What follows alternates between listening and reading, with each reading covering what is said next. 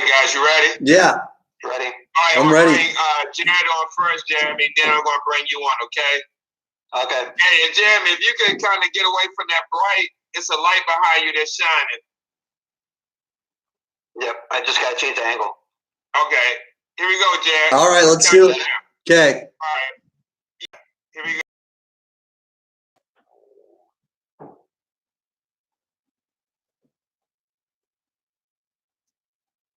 Here we go.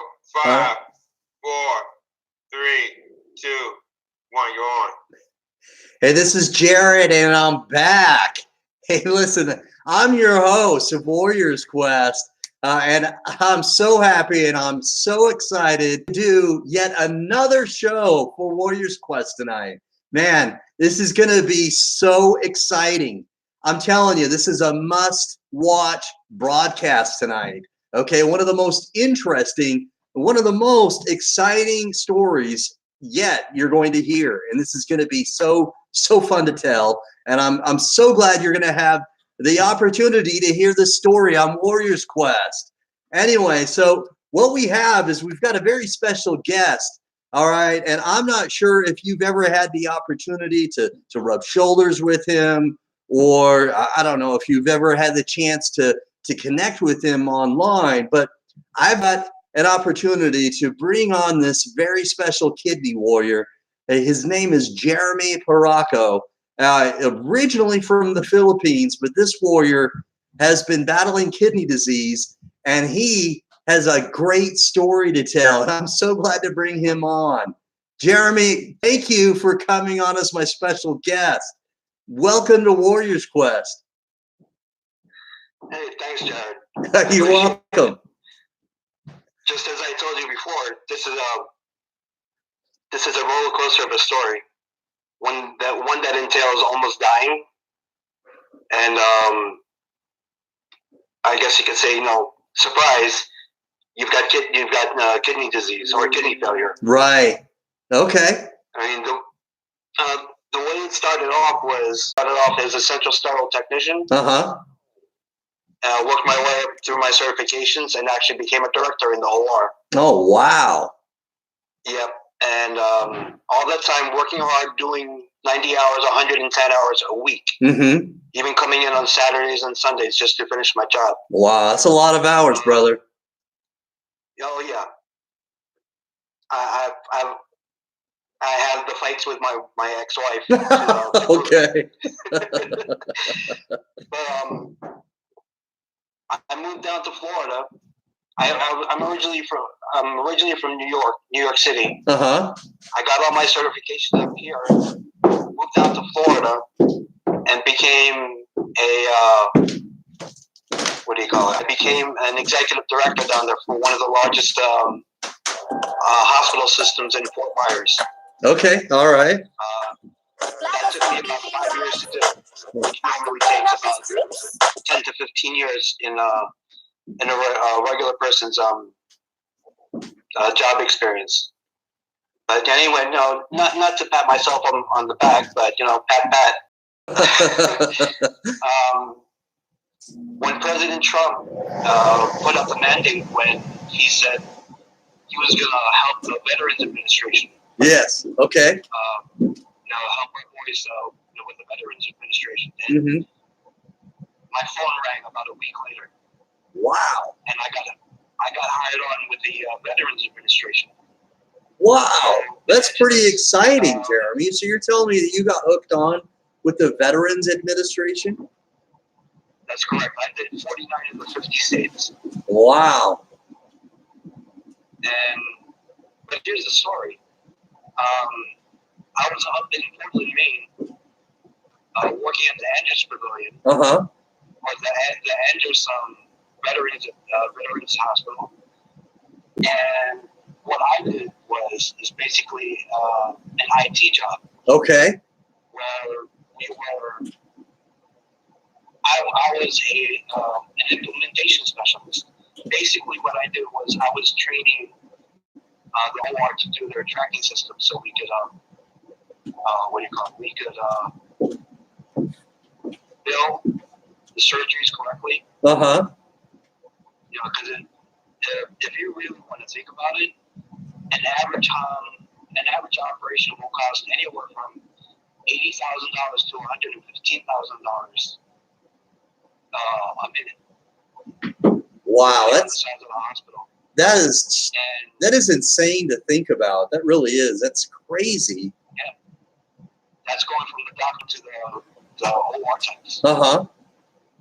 It'll cost that much. I was shocked when I found out. And this is all when you're in New York at the time, or what's the timeline? I was flown up to Maine in November of 2017. Okay. So being 1,200 miles away from Florida or from home, I was sitting there and I was doing my regular spiel. My job really consisted of a lot of repetitive speeches. Mm-hmm. And I found myself stumbling over my words, so I thought I was having a stroke. Wow. So I went back to my hotel. I called my boss and I said, "Look, I'm not feeling well." And I told them, what was going on. And they told me to go back to the hospital. I drove back to the hospital. Okay. 20 minutes, I drove back to the hospital.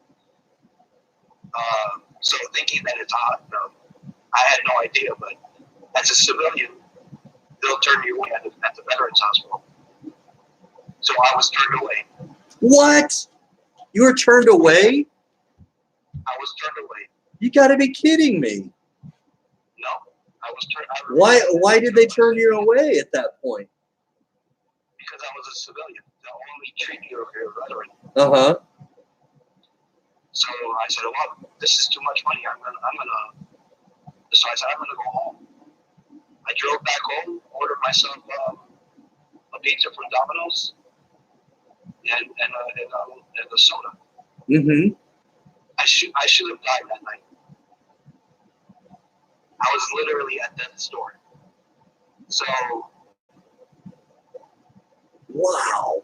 The next morning I woke up. I sat in the and said, "Well, I'm not feeling well. I think my blood sugar is low." So I grabbed the soda again, and I sat there. Luckily, my boss called the hotel and said, "Hey, there's this. Can you please check up on Jeremy Brogo? He's in such and such room." Mm-hmm. And I overheard the phone call. I was just giggling inside because I was staring at the guy. What? I said, "He's looking for me." Oh yeah. I was just giggling. I thought it was. I don't know why I thought it was funny. Okay. So it was at that time where I think something happened with my arm where I had almost like a twitch.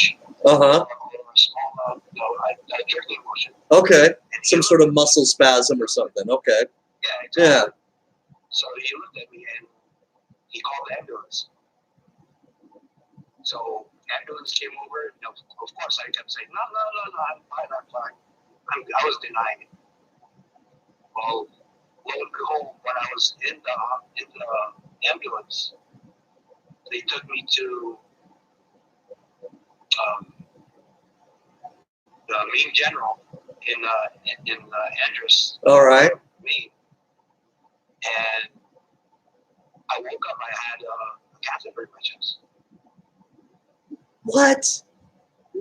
Yep, I had a catheter in my chest. So you were in an ambulance, rushed to the hospital, and then the next thing you came to, when you woke up and you had conscious, you were conscious, you had a catheter in your chest. And this is the funny part. Wow. When I was laying there, they said, "You're lucky to be alive because you were dead. You were technically dead for 21 minutes." What? What are you talking about? What do you mean by that? When they were inserting the catheter, I guess something happened where they tickled my heart, and it threw me into an arrhythmia. Because at that time, I was looking over the records, my blood pressure was 205 over 190. That is insane. That is, I should have died. that is just crazy. Crazy. Wow. That is nuts. And the whole time, I mean, how were you feeling other than the, the muscle spasm that you talked about and feeling off? Because you said you didn't feel well, but I mean, what kind of symptoms or what were you feeling at the time? It was synonymous with the TIA. All right. Transient, the mini strokes. Uh-huh. That's what I was feeling. Because I was stumbling over my words. I wasn't really cognizant of what was going on. I was in a funk, basically. That's the best way for me to say it. This is just crazy. This is just nuts. I mean, at one moment you feel like you may be having a mini stroke, and then and you're concerned about that, and wow, that in itself, is a huge concern. But then you wake up with the catheter, Jeremy, in your chest. Wow. All right, looks like we may have lost Jeremy just for a moment. We're going to bring him back on. But are you guys hearing this? This is just crazy. Okay, he thought, and he literally thought he was having some sort of mini stroke. He couldn't finish his words or had trouble finishing his words. Wasn't sure exactly what was happening. Got turned down by the VA hospital because he's a civilian. Went back to his hotel, ordered a pizza and a soda. The next morning, didn't feel well. Again, continued to have problems finishing his words. Was in the ambulance, got rushed to the hospital, and this guy woke up with a catheter in his chest. And I'm hearing, and this is where I was extremely surprised, and I want to hear the rest of this. But you guys, I'm hearing that he was told that he was dead for a period of time. I thought I heard 21 minutes. Maybe I'm off on the minutes here, but that's just, I'm appalled. Okay, they said he should have been dead, and that he was not, they had to tickle his heart. This is by far and away one of the most shocking interviews I've ever had, that he was technically dead and they had to tickle his heart. Wow. You guys, this guy has been in the trenches. This is a kidney warrior. He survived a fight. And this guy is still putting on boxing gloves right now. All right, so we're trying to get him back on. Okay, we're trying to reconnect with him so we can continue to share this story. This is a very, very, wow, an urgent message that we need to share, because this is a very interesting story. Okay, this guy needs to share the rest of this. How long it's going to take before we get him back on, but please be patient. All right, we're going to get him back on as soon as possible.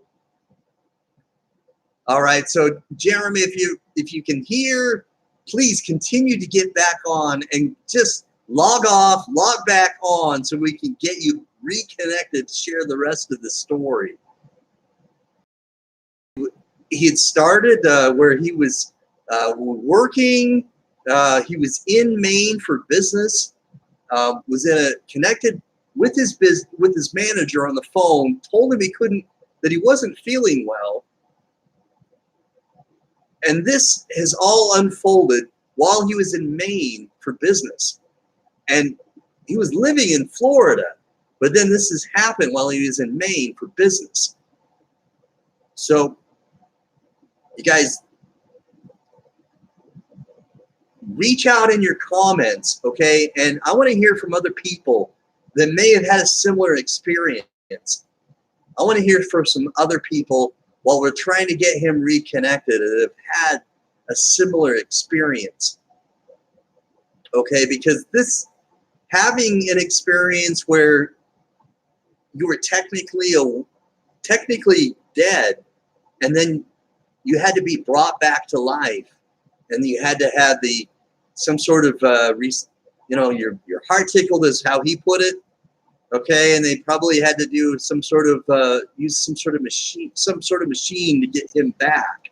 Okay, I'd like to hear comments from other people that have also had a similar experience. So please leave your comments, and let's have other people that have had some sort of similar experience. Let's hear from you as well.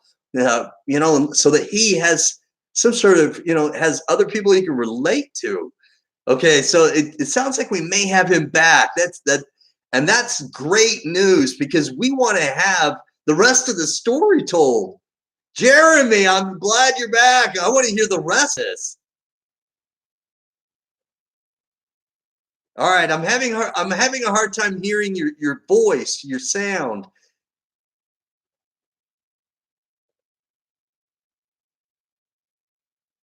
All right, I can see you. I just can't hear your voice. I'm hoping maybe everybody else can hear your voice. I just can't hear it.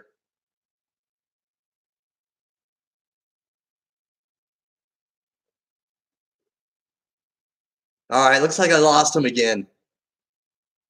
All right, so hopefully, because there we go. We've got you reconnected again. Is your volume down?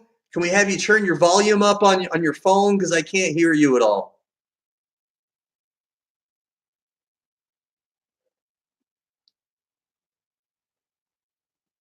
All right, so I'm not hearing any sound, but I can see his face, and I know that he's connected. I just can't hear him. Can you hear me, Jeremy? Okay, you can hear me. I just can't hear you. All right, which can be problematic. Why don't we have you do this very quickly? Let's have you turn your phone off and turn it back on again, and then just log back in. And while you're doing that, I'm going to just improvise here. So I'll see you in a minute, Jeremy. We'll get you reconnected. Just turn your phone off, turn it back on again. All right, so everybody, while he's doing that, while he's turning his phone off and turning it back on again, all right, I want to talk about really kind of what's happened here. All right, so what we're hearing from him is that he's had really a time where he should have been dead. Now, I want to hear the rest of his story. I want to hear from him if he remembers anything during that time when he was unconscious. Now, I know I've heard stories, and I've spoken with other people that have had near-death experiences. And so I'd like to talk about that. I want to hear about other warriors that have gone through that as well. So, I've been in a terrible car accident. All right. Now, in this car accident, I was in the back seat of a sports car. It was a 1990 Toyota Celica, so it's been a minute. But in this experience, okay, I was with my niece and a friend, and we were driving, okay, from Colorado back to Utah. And in the car, okay, we had stopped at a convenience store to get gas, snacks, and whatever, just to take a break. And when we got back into the car and we were driving, my niece was listening to music in this car, and she was driving. And we, all right, got too close to the side of the road. And at the time, back in 1990, so in that time frame, okay, the anti-brakes, the ABS, whatever, brake locking system thing was a whole lot different. Okay, she put on the brakes because she saw that she was going too far to the right. And we went, okay, she locked on the brakes and the brakes locked up. We started rolling. I got ejected through the back window of a Toyota Celica. Okay, that's the back window. It's not very big. And in the time that I'm being ejected out of the back window, I remember distinctly, okay, being let down all right, very gently, very slowly. Okay, and I can't tell you that I saw any angel, but I guarantee you, okay, that I was let down by some sort of divine intervention. And I was put down very softly and slowly on the ground. And I remember this. This is a story that I can tell you, but I'd like to hear more from his story. He's back now. So let's hear from this kidney warrior. Jeremy, are you back? Cool. Anyway, where did I leave off? Oh, they inserted the catheter in my chest, and it threw me into an arrhythmia. Okay. So I was very, very conscious of and conscientious of what was going on. I could hear people in the background talking, everything. Wow. And it was an out of body experience. And wow. So when you I came, knew I was dead. so let me try to understand what you're saying here. So when you were conscious and you woke up, so to speak, and you saw, you probably looked down and saw a catheter in your chest.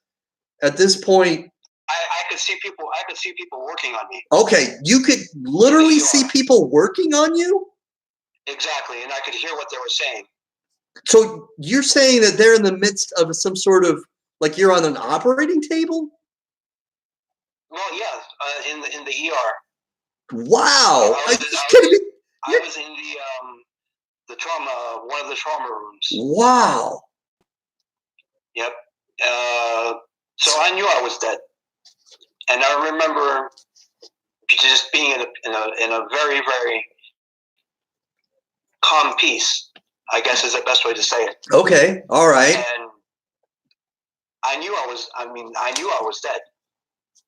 And I remember just laying there or floating there and saying, God, what about Ellen, my wife? Okay. Wow. As soon as I said that, I woke up, I was back on the table. Wow. Yep. And they said I was dead for 21 minutes. For 21 minutes, your heart was not beating. No, I think they overdosed me on propofol. Uh-huh. That's the way I looked at it. I mean, because being from the healthcare industry, you're privy to a lot of things. Uh-huh. And me being an OR director at that time, I really knew what was going on. Okay. So you had an idea just because you were currently kind of working in a business field, an occupation that was connected to what was happening. So you could, wow. You gotta continue to help me understand this. This is wow. I'm appalled. I'm just extremely surprised by what you're telling me. So you felt like you were conscious, but you weren't literally aware, or like where you couldn't move and you couldn't do things when you saw the catheter in your chest. I mean, I looked at myself and I knew it was in my chest. Okay. It's like you're there, but the lights aren't on. Mm-hmm. Wow.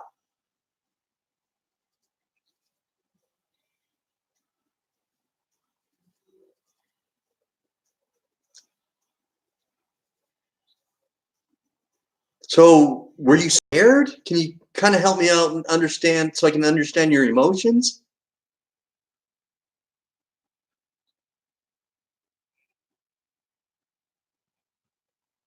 Mm-hmm.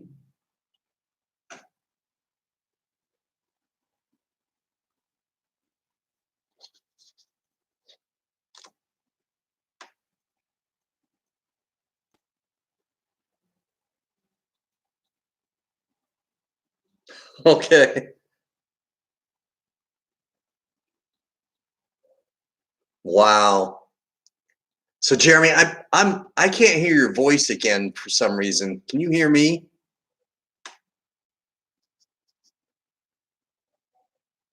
Okay. So I'm not hearing your voice right now. I'm not sure if that's on my end or your end. Okay. Bear with me just a moment, okay? All right. I'm going to quickly log out and log back in. I think it's on my end.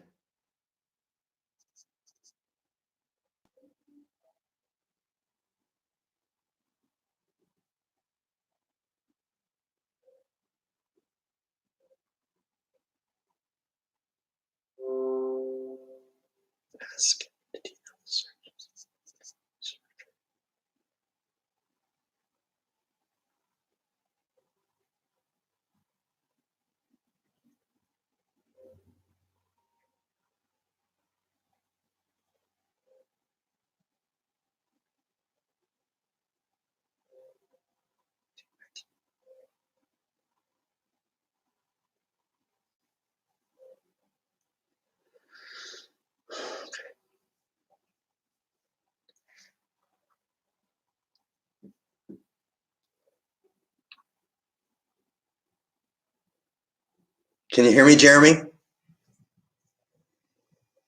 All right. Can you hear me, Jeremy? I can hear you. Okay, perfect. So sorry that we had that very brief break there where I couldn't hear you. So, all right. So where you left off is the way I understood it is that, okay, you were looking down at yourself, or Yeah. like, were you like, so it was almost as if you were looking up above down and you could see your body down on the OR, like on the table, or? It's as if I was stuck in the ceiling. Wow. That's what I thought I heard, or that's what I thought I understood. That's literally an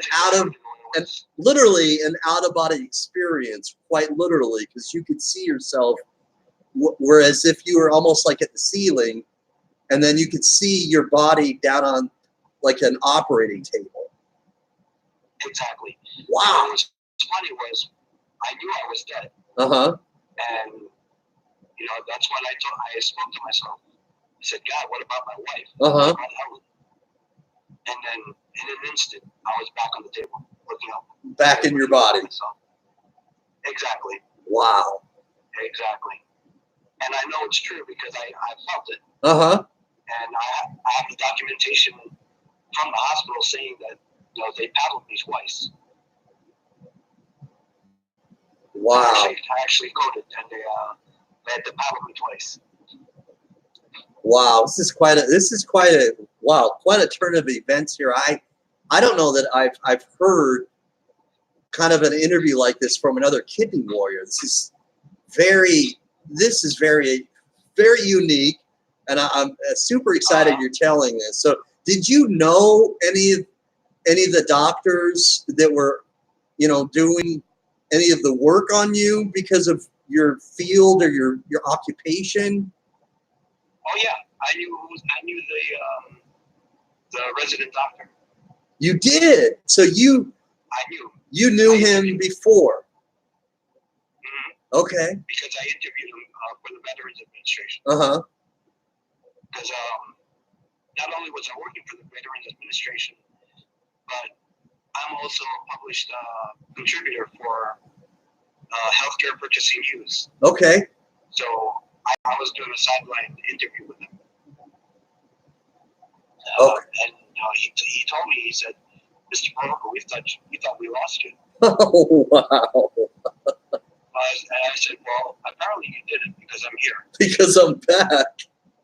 Wow. Exactly. Uh-huh. So that's when I excused myself and I said, I need to go have a smoke. This is too much. And that was the last cigarette that I had. wow. So what were your initial thoughts? What were you thinking in regards to, again, because this is a lot to take in. I understand you're expressing yourself about your out of body experience and how you were dead, and there are so many questions, and it's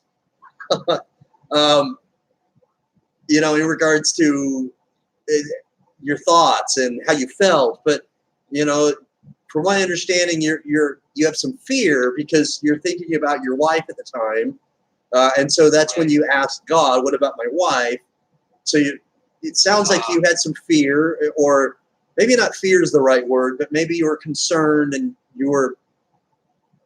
but once you were back in your body, and you know, 100 miles away from me. right, you know, and so your first concern and your first thoughts and worry were towards her. But once you know, were back in your body from having asked God about your wife, what were your feelings and your thoughts? Because you're now probably having this realization that your catheter is in your chest, okay, and you're probably going to have some sort of discussion with your doctor about why that's in your chest. So help me understand that part. Well, his name was Dr. Hess. He was one of the. Let me back this up, because I had a team of 11 doctors. One main doctor, and then everyone else was in their residency. And I stayed in the hospital for 2 months. Okay. Right. So all of Thanksgiving, all of Christmas, I was in the hospital. Let's see, I went into the hospital November 1st, 2017. Mm-hmm. December 15th, I got transferred to Maine General down in Portsmouth. And that's where I stayed until I got discharged. In the span of 1 month, I went through 172 tests. Everything from a bronchoscopy to a medial stethoscopy to actual blood tests, and everything was 172. The reason why I had that many is because, surprise, you're a kidney failure. But even a bigger surprise, I was hypercalcemic. So being hypercalcemic, main treatment for that is steroids. Because if it wasn't anything, or if it was something that was bad that was causing that hypercalcemia, it would make me feel worse. Okay. Now, was that something you were you familiar with that term already? Oh, yeah. Okay. Mm-hmm. And so when the doctor told you that, that you were suffering from that, was that a surprise to you, or did that kind of make sense from what was going on? Well, it kind of made sense to me, but it was, the thing is, everybody was flabbergasted. And they sat there every day in a round table trying to figure out what was wrong with me. Uh-huh. They called in the specialists, and they called in the doctors for, what do you call that? Exotic diseases. Uh-huh. It sounds like an episode of House, with that British actor House, where his specialist is to try to resolve, these hard to resolve, illnesses or whatever. That's what it reminds me of. Exactly. And so what happened was, once I got to Maine General,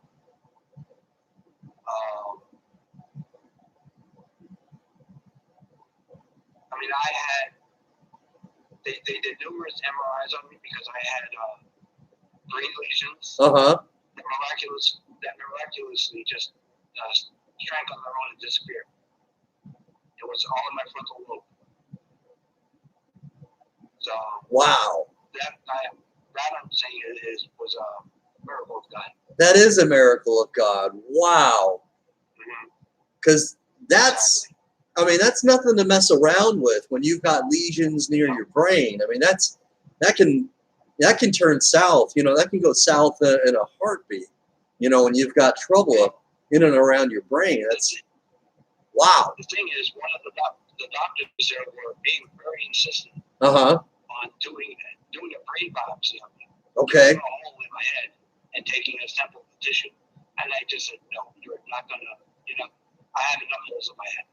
You're not gonna put any more that I don't need. So you had 172 tests, and they were concerned about your brain because of the lesions that they saw, and they were trying to persuade you, or they were strongly suggesting to do something a little bit more severe to kind of find more information. Let me tell you, Jared, I read the Riot Act.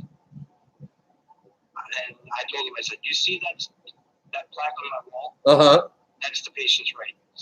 It's my patient right to refuse this procedure. And they just shut up after that. After I said that. Good for you. Good for you. That's awesome. Here's the thing. My doctor thought that because they found the nodules in my lungs, Uh-huh. thought I had cancer, angiosarcoma.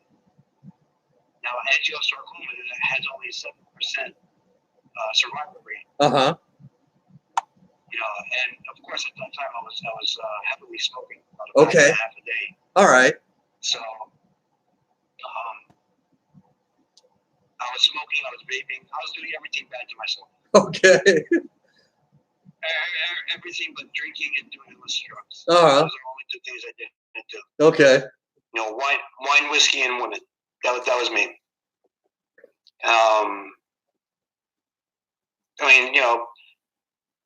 I was a young man. I was traveling the country on someone else's dime. Uh-huh. So yeah, I was enjoying myself.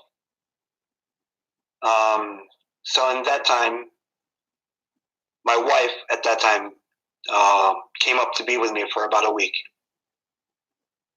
and my parents would drive every other day from New Jersey up to me. They would drive, I think it's 700 miles round trip. Wow. It was their trip. Uh-huh. So they would drive 4.5 hours to come up to see me, spend the whole day with me, Uh-huh. and then drive 4.5 hours back. Wow. That's a pretty long journey. Oh yeah. And for both of them being 76 years old, they're no spring chicken. No, not at all. That's Nope. How did that feel for you? How did you feel in regards to having them make that sort of effort for you, to see you and to be with you? Well, it's eye-opening because when I got sick, my mom was in the Philippines. Mm-hmm. She was on vacation. Okay. The only reason why she found out that I was sick was because everybody started posting on Facebook. Uh-huh. Saying, "Hey, Jeremy's in kidney failure." What else did they said? Jeremy's on kidney failure. He had a heart attack. He had a stroke. In other words, they were embellishing what happened to me. Wow. Right. They weren't giving them all the correct information. All right. Exactly. Mm-hmm. So she came home. She came home in a hurry, and not even being home from the Philippines, which is an 18-hour flight. They were on the road the following day to come up and see me. Mm-hmm. Now, when my mom saw me, because of my hypercalcemia, and I also have gout, I couldn't stand up. My feet were so painful. Okay, you were having a flare up then. All right. Yep, it was as if I had nerve pain in my feet. Uh-huh. It was a burning, stabbing pain. Well, I can only imagine. I don't have gout myself, but I've got brothers and sisters that have gout, and Mm-hmm. I hear it's very painful when you've got a flare up. Oh, it's something I wouldn't wish on my first wife. Yeah. That way. Uh-huh. Well, now that talking about my first wife, yeah, I would wish it on her. Okay.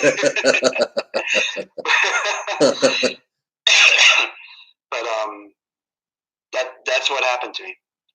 So 172 tests later, I asked him. I said, Dr. Hess, what do I need to do to get out of here? Uh-huh. And he said, I want you to start, working with your occupational therapist. Start taking care of yourself. Go take a shower. Walk, do laps around the hospital. Go up and down the flight of stairs twice. And within a week, I was doing it. Okay. just pure determination. Okay. So it looks as though maybe the light that you're by is a little bit too bright. There we go. That's much better. Thank you. Okay. So anyway, I did everything he said, and he said, "Well, I have no choice but to discharge you." So you were compliant. You did everything that Dr. Hess had asked you to do, and at that point, he's like, "Okay, you followed what I asked you to do. You followed my instructions." And he felt, like he could discharge you at that point. And he felt competent. That I could be okay. What other directions at this point is he giving you in regards to, your kidney failure? I mean, what kind of guidelines, instructions is he giving you? Well, he gave me a full diet, of course, which I hated. I came into the hospital, I was 180 pounds. I left the hospital, I was 142 pounds. Wow.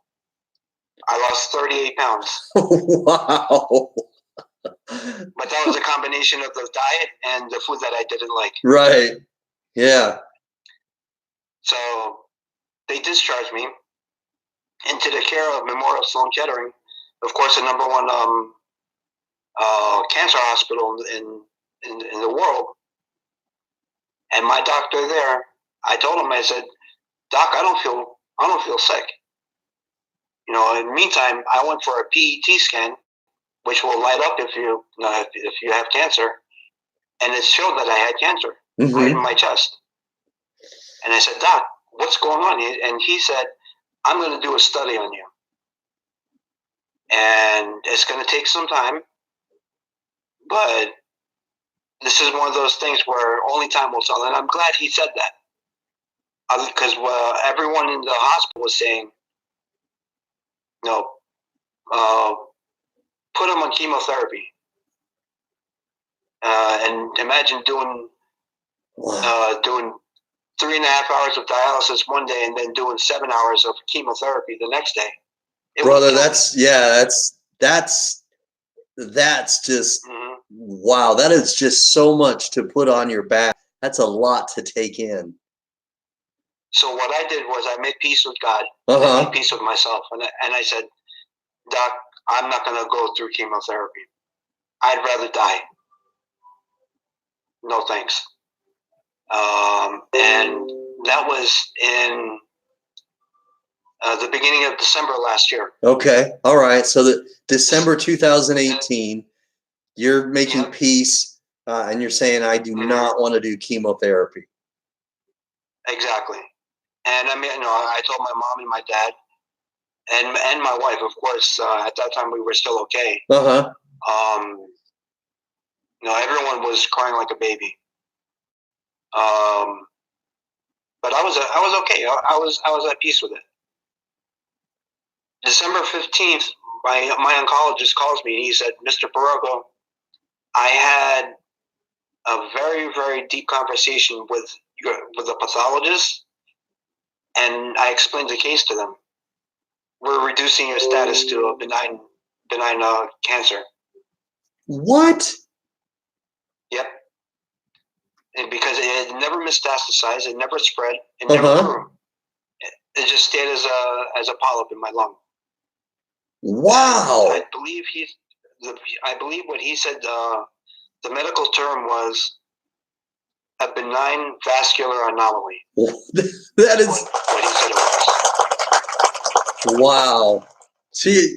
So that was my Christmas present. that is probably one of the best Christmas presents I've ever heard that's been given to anybody. I mean, how does that make you feel? What were you thinking? What are your thoughts at this point when it's being communicated to you that what in your mind was cancer is now being told to you as benign? What's going through your head? Oh, I did cartwheels.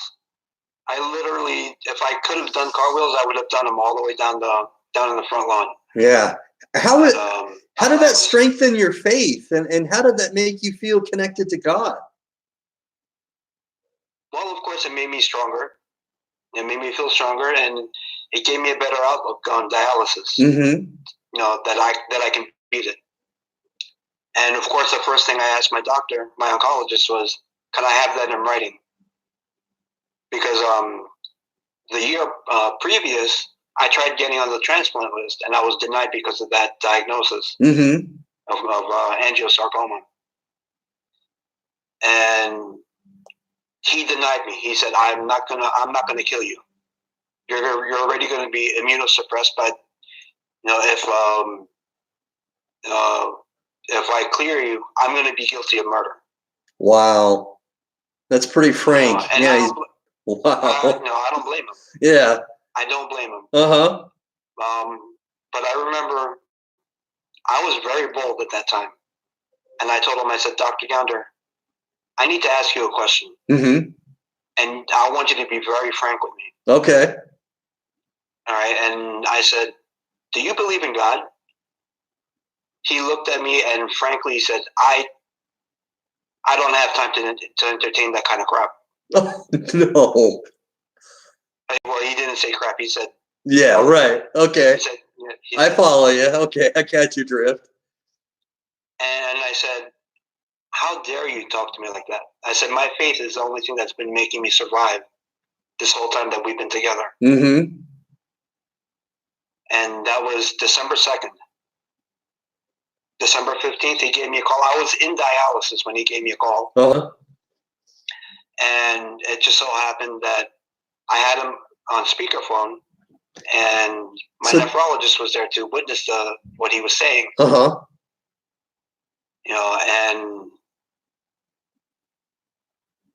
I just ran with it from there. Okay. My nephrologist actually spoke with him privately. They're both Indian, so they understood each other. Okay. And my nephrologist said, "Jeremy, go get your kidney transplant." And I said, "You got to be kidding." He goes, No, go get it. You have two doctors that are going to vouch for you." Wow. Right? So that's where I was earlier today. I was in Robert Wood Johnson, going through my testing, going through the education. They took 20 vials of blood out of my arm. 20 vials of blood. Man, how are you even standing up right now? That's nuts. Well, Jared, you have to remember that's nothing compared to what we go through in dialysis. Oh, yeah. Point well taken. Okay. So help me understand when you were talking about the doctor, the two doctors who were speaking Hindu, and that you were in dialysis when he called you. Where were you doing dialysis? At what point were you making the decision to do like in-center dialysis, and what kind of plans did you make to do dialysis, and what kind of modality did you decide? Well, I was already thinking of trying to do PD, peritoneal dialysis. But that's a whole different story.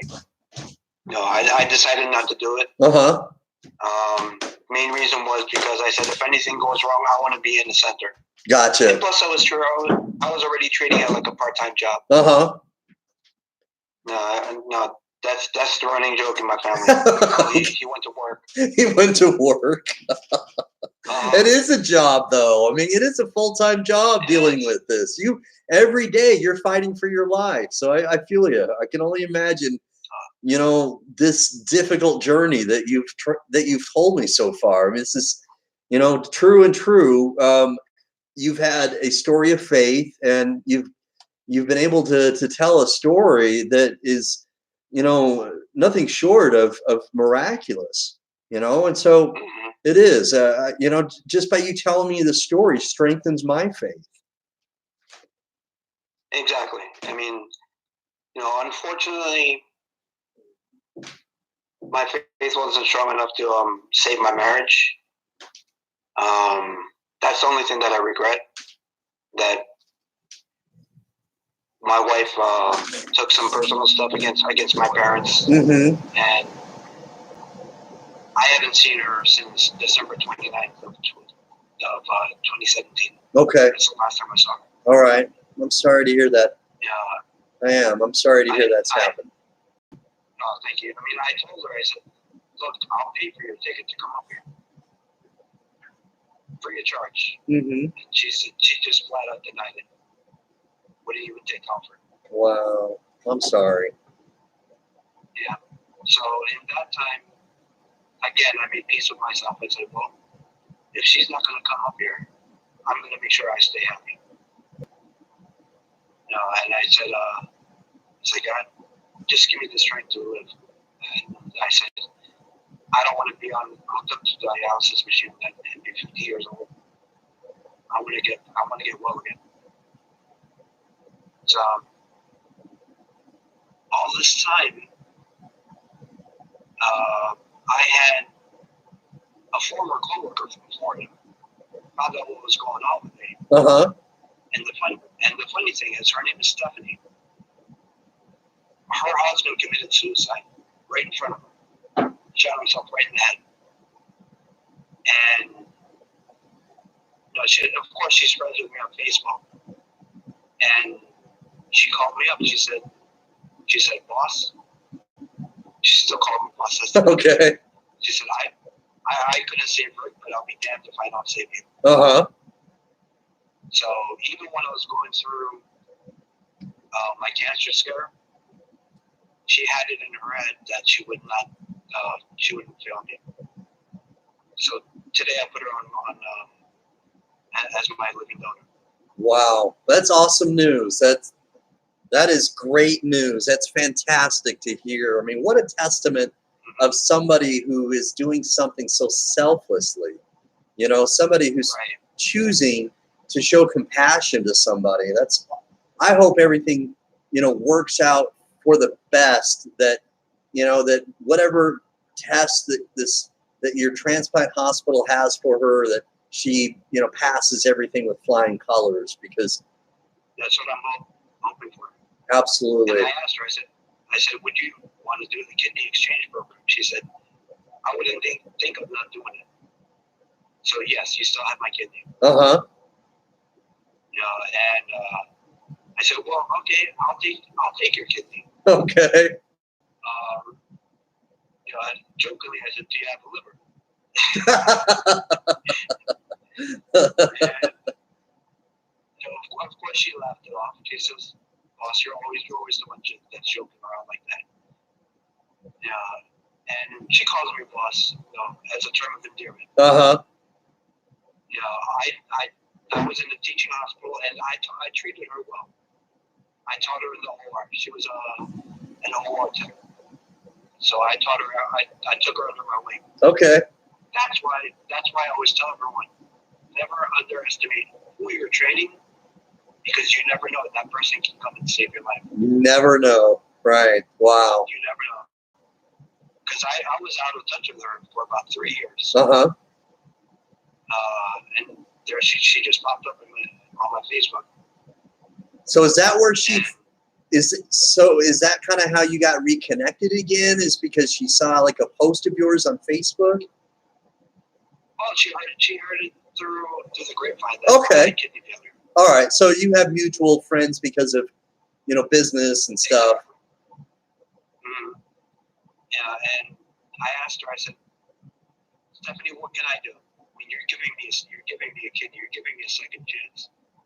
And she said, because we were FaceTiming, she looked right at me and she said, say these words to yourself.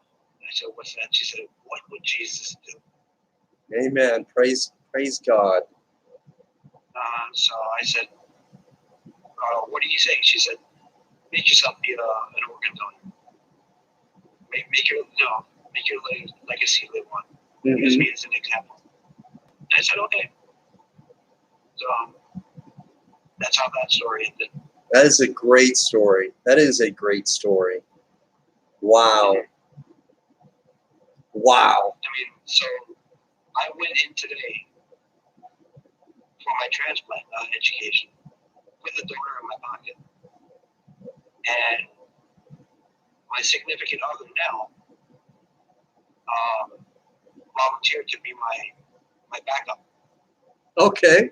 Because originally it was my wife that was gonna donate to me. All right. Let's have you move just to the left a little bit. That light's just a little bit too bright.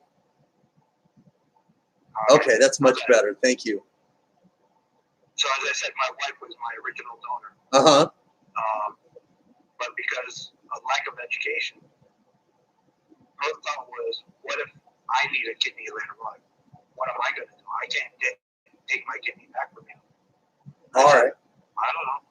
I had no idea that they put them on a priority list and work them up the ladder as far as the waiting time is concerned.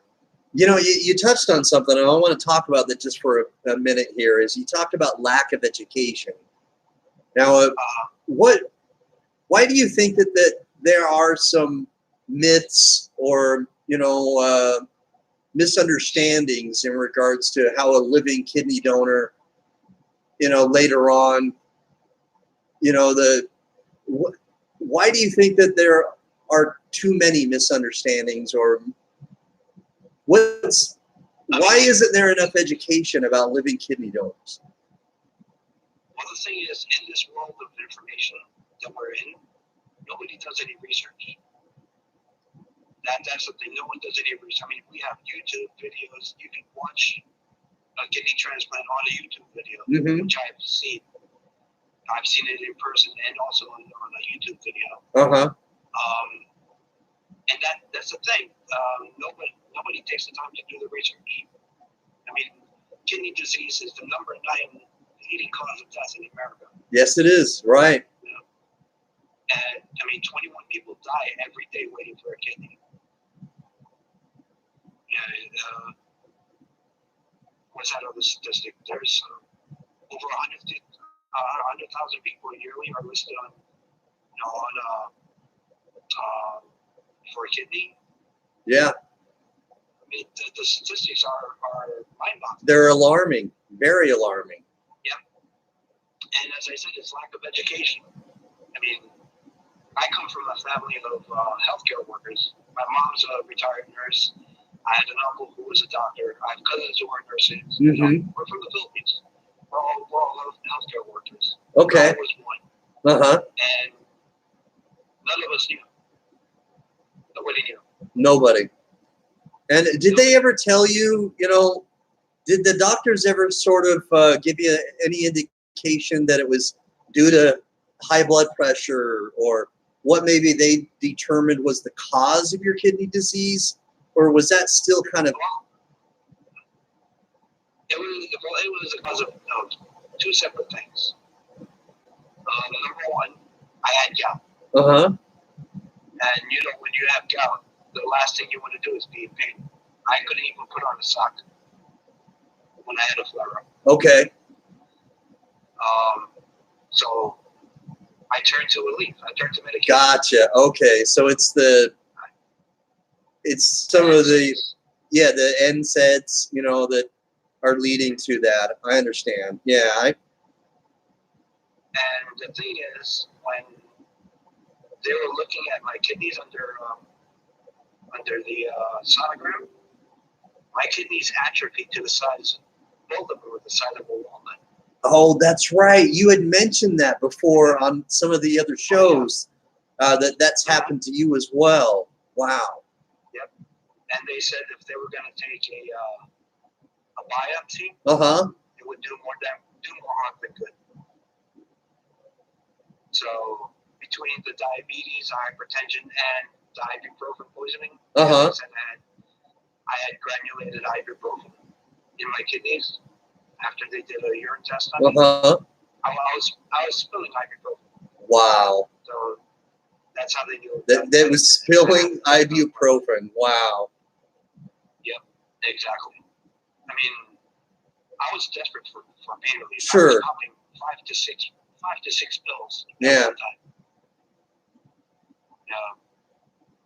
Because I looked at the medication. I looked at the ingredients, and it said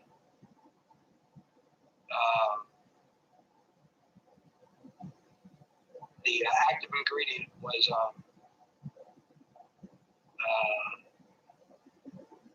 something that was bad for your kidneys, basically. And that's what I was going after. That being part of the medication. So children, read the labels. Lesson learned, right? Listen, Paul. I wish it was a list. Shoulda, coulda, woulda. Yeah. That's what I've been saying for a long time. But I've been through a lot to get to where I am now, faith-wise, and actually, just like yourself, I found myself becoming an advocate to my fellow seatmates at my dialysis center, saying you have to do this, you have to do that. No, actually taking over the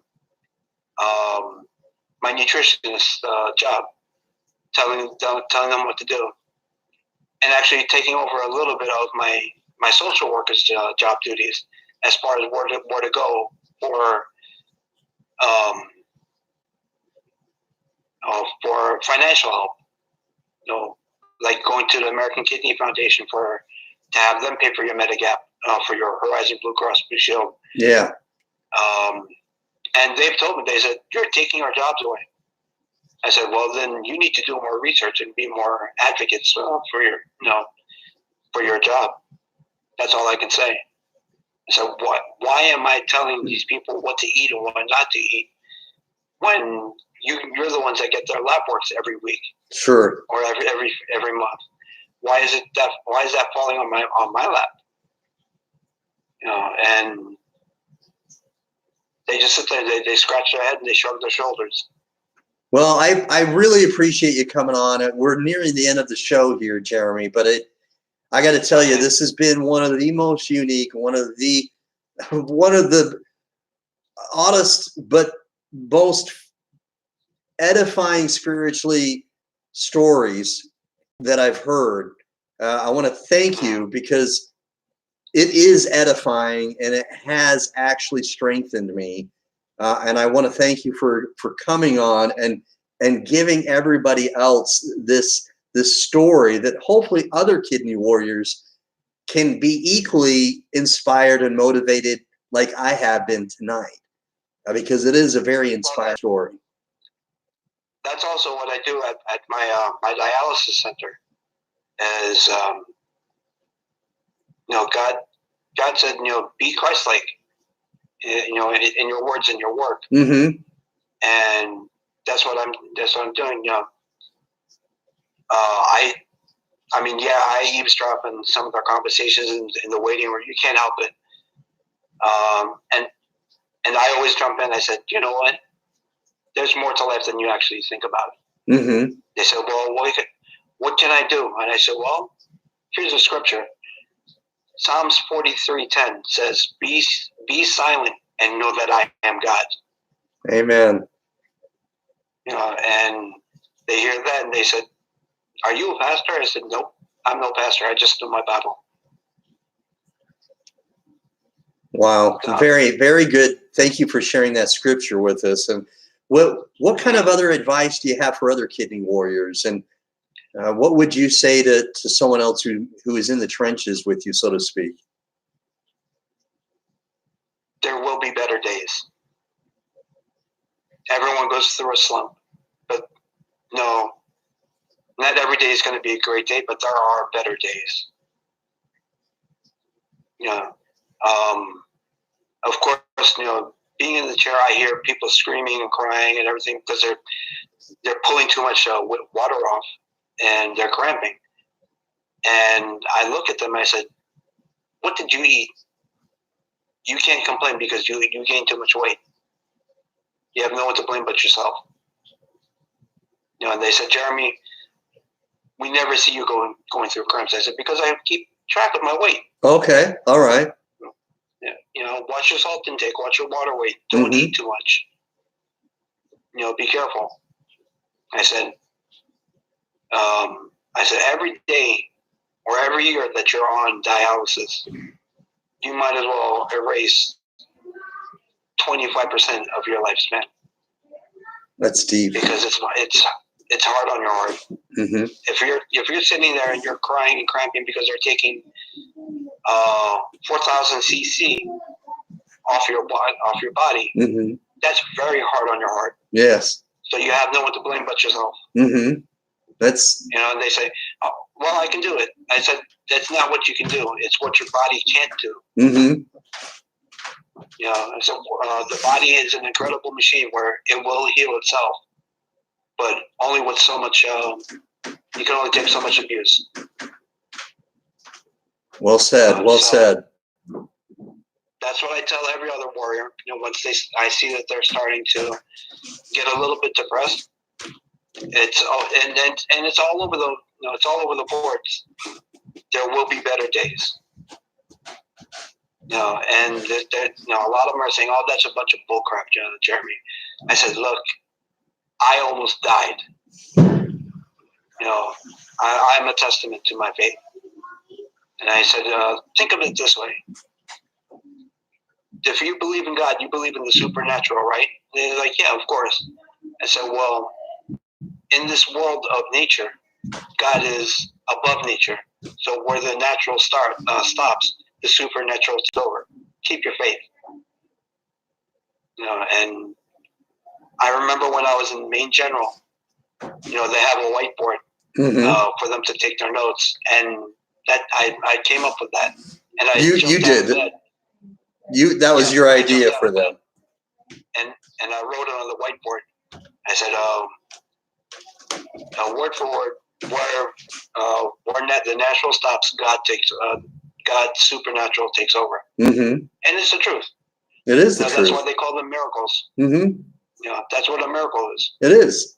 Yeah, when God intervenes and gives us grace, I mean that's a very very good way to put it.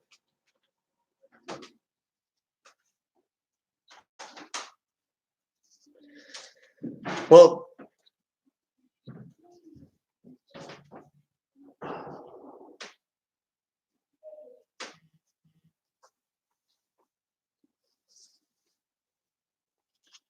okay, bear with me just a moment.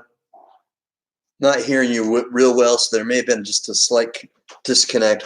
One moment. All right, can you hear me okay?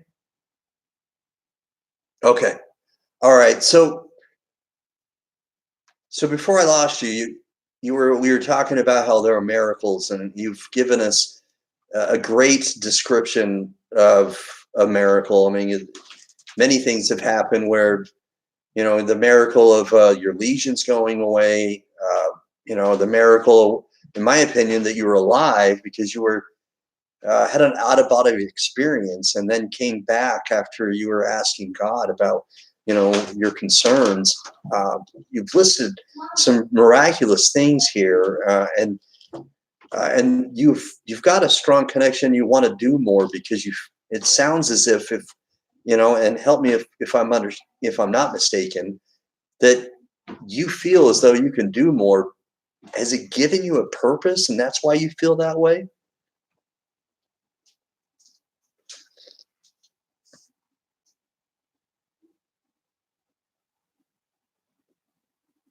Mm-hmm.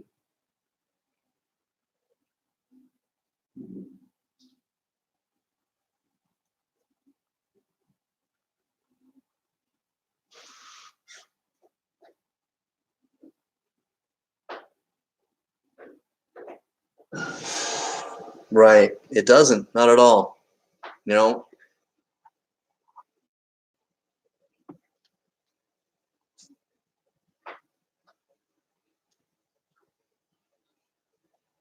Mm-hmm.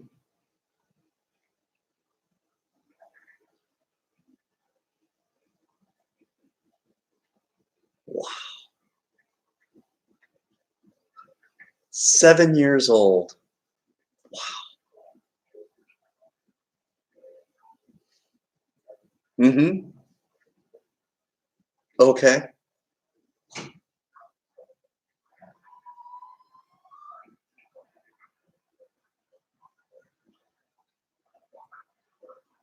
Wow.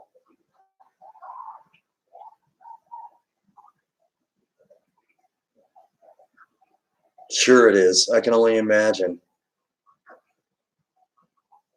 7-year-old. Mm-hmm.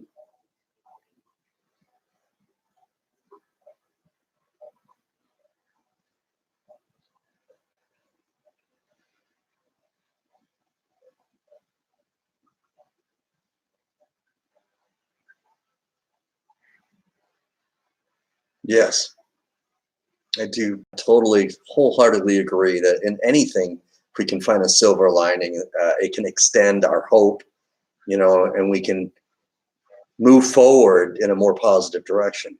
So,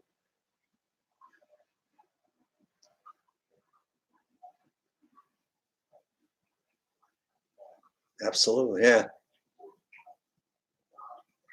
Mm-hmm. Totally connected. Totally.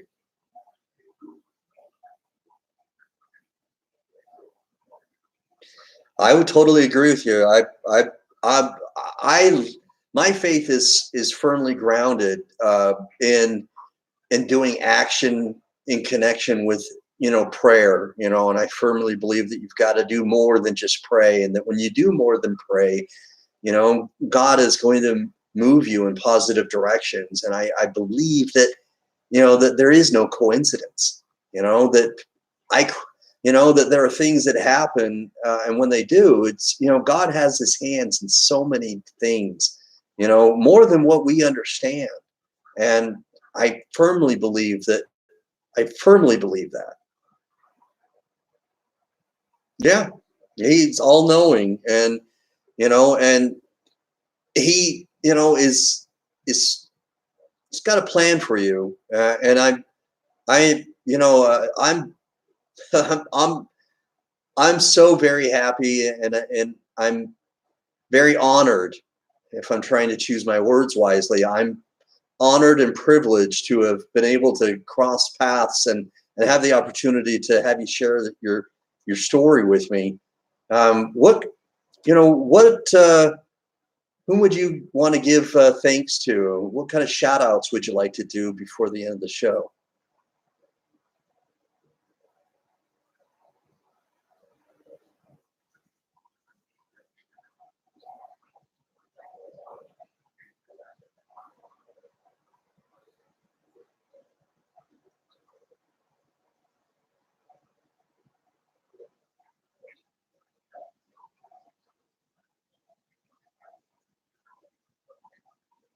Mm-hmm. It does. Absolutely. Love is powerful.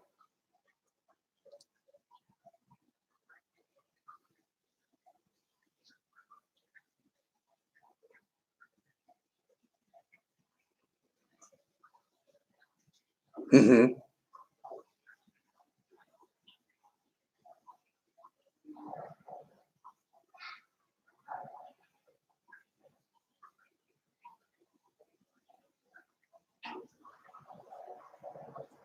Mm-hmm.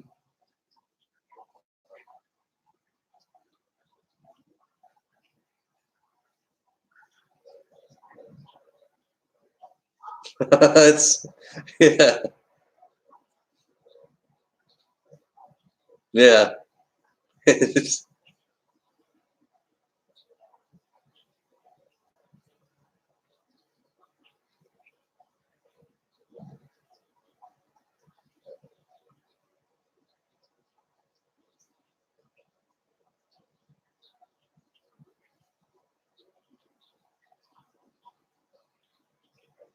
Mm-hmm.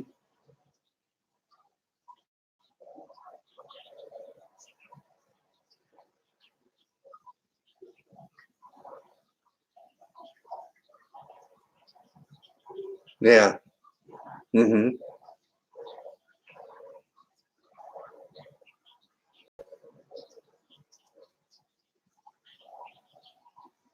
Right. Yeah. True. Very true. Well, again, thank you very much, Jeremy. It's been it's been an honor. Thank you very much for coming on. And again, I will continue to be connected with you. We'll be able to we'll move forward, and still I'll be very happy to continue our relationship past and beyond this interview, because I'd like to continue to see your journey blossom and be just something that just moves in such a powerful and beautiful sort of direction. I do pray that your kidney donor candidate pass all these tests with flying colors, and that you'll have a successful kidney transplant surgery very soon.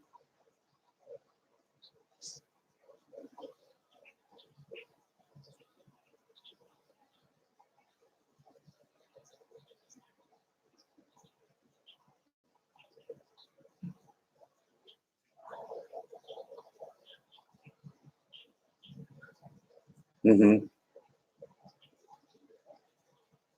Yeah.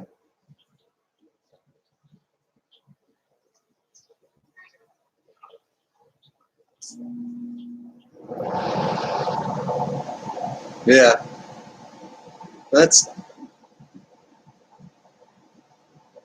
Yeah. Well, I can certainly understand how you might feel that way, and many aspects. That's very a very caring and very selfless decision that you may make at that point. Well, God bless you, brother. It's been truly an honor. Have a good evening, and you're very, very welcome. Bless you. God bless you, and I hope the best for you. All right. Bye-bye. Man, this has been such a great interview. I'm so happy that we were able to get this story out. We've heard from Jeremy, and what a story.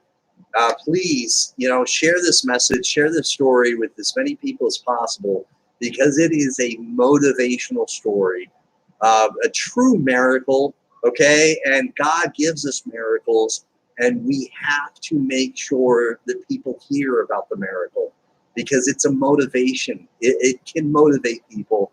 And we have many kidney warriors who need to be motivated. They need to understand how this warrior has been saved and how he's had miracles, and they can get miracles too. God bless you, everybody. Thank you for listening. Thanks for watching Warriors Quest. Let's make this a very, very successful show. Please share it so we can continue to make sure this is successful for all of the kidney warriors. Thank you for watching. God bless. Peace. I'm out.